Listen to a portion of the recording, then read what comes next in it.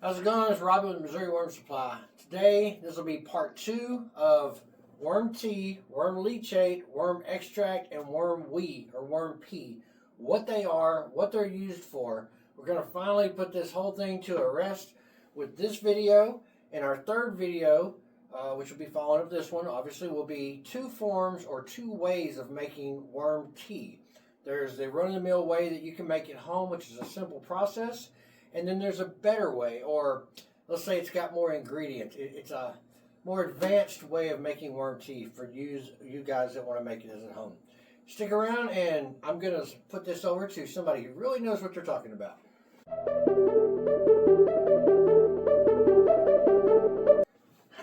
And then she said, "What a nice speaker you have." Oh, sorry. We're going to go over these 4 things that have been given to me, these 4 cards, and explain what they are. We're going to put this whole thing to a rest. We'll start with the first one. Worm wee, worm pee, worm urine. Okay, first of all, there's not such a thing.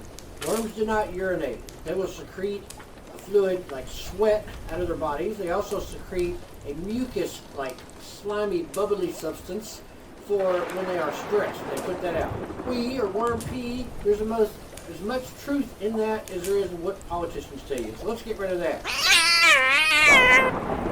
Okay, let's go to number 2. Worm leachate. This is the big one right here. This is the one where a lot of people get confused. Worm leachate is not worm tea. 100% not worm tea. Throw that one out. It's not tea.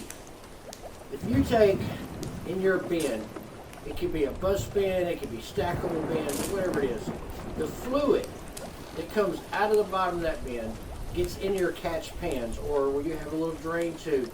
That is called leachate. Most of the time, that is anaerobic. What has got in there is, or what is in there, it's bad bacteria. There's some good bacteria in there, and there's some people that will tell you, I've been doing this for 374,000 years and it works great on my system. No, you can do something wrong 374 times, doesn't make it right. I'm not saying every time somebody gets leachate, it's a bad leachate, but leachate is not good. It's not worm tea. It's too much fluid. It's too much moisture in your bin that goes through, collects in the bottom of your system.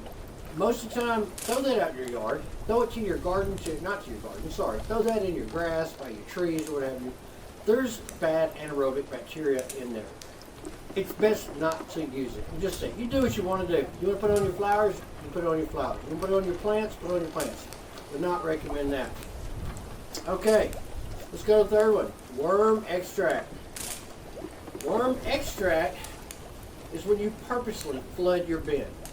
Water goes through your bin, collects on purpose at one time. Put water in, water comes out. Now you use that extract. You're basically extracting fluids. Kind of like a coffee. When you put coffee, water in your coffee grounds, it goes through. What you have, what you drink, is an extract. You've extracted that coffee flavor from your coffee grounds. You can do this and you're going to get pretty good results with what comes out. Good bacteria, good microbial coming out of there.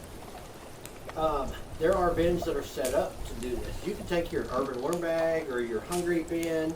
You can use a Worm Tower 360, purposely flood that bin, and what comes out will be an extract. And it's usable in your garden.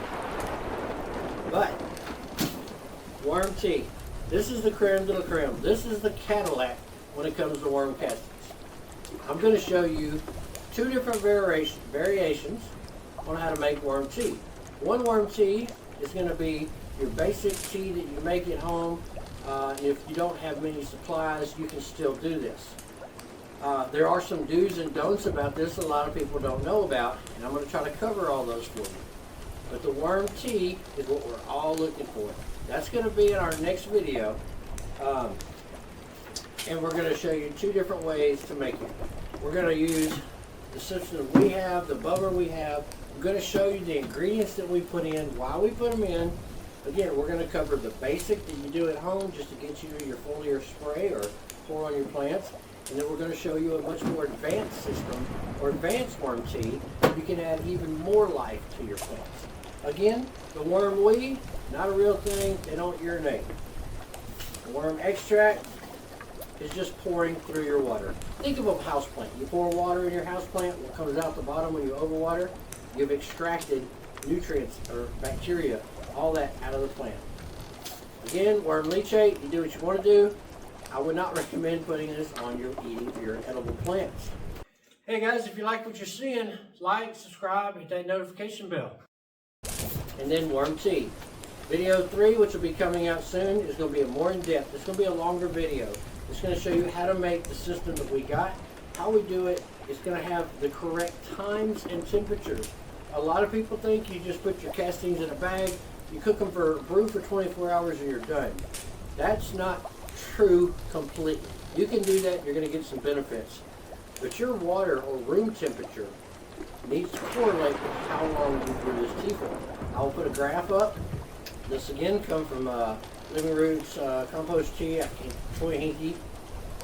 He's figured out how much time per temperature. So if you're brewing tea and it's 85 degrees, that'll be a completely different tea brew than if it's 45 or 50 degrees. There is a number, there's a scientific method on this. I will post a graph up here and will tell you the exact time per temperature that you need to be brewing. We'll also give you the ingredients for both teas.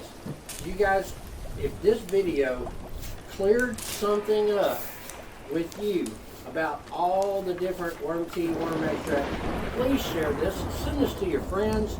Let's get the truth out there. There's too many people who don't know what each one is. Either they're sending that information out there because they don't know, maybe they're a novice, I'm not sure, but let's get this information out there to people so they know what the 4 things actually are, what your end goal is, which for most people it's worm tea because you want that on your plants. Alright, y'all stick around, and before long we're going to have video 3 out.